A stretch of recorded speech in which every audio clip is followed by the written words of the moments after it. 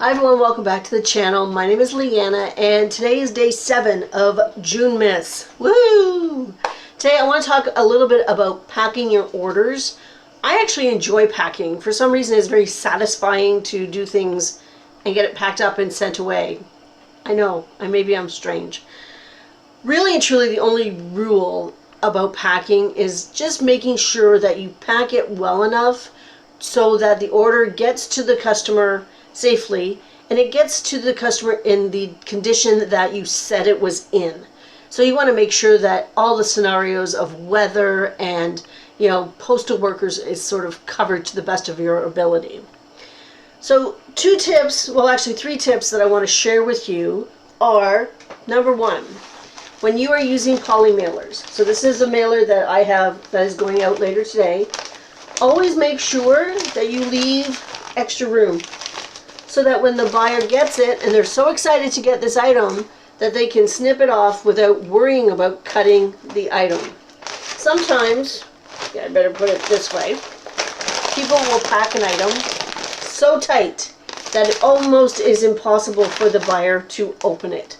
And honestly, if the buyer opens the package that's packaged like that and they accidentally cut the item, I believe that the seller is a little bit to blame. Yes, the buyer has to be careful. Absolutely, it's part of their responsibility, but it's also part of the seller's responsibility to make opening the package just as easy for them. That's just my 2 cents on that. Another tip, and this one comes from Paul because I asked him what his best tip was, and he said, pack like you were the item going across the country. So you want to protect yourself as much as possible.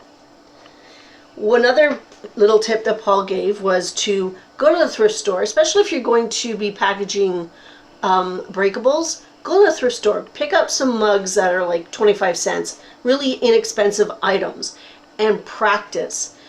Pack up that mug as best you can, weigh it out to make sure that it's still feasible economically for you, and then toss it around.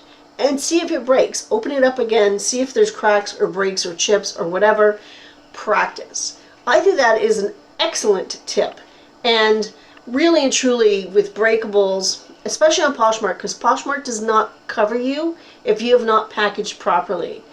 At the beginning when I started selling home goods that were breakable, I would photograph my packaging just before I closed the box up, just to cover my butt a bit. I don't do it so much anymore because I've got a good track record, so I'm fairly confident that when I pack something, it's going to be safe. But pack like you're the item and you want to keep yourself safe. Practice packaging and toss that box around and leave room for the buyer to open the package. Those are my tips for packing, and that is day 7 of June Miss.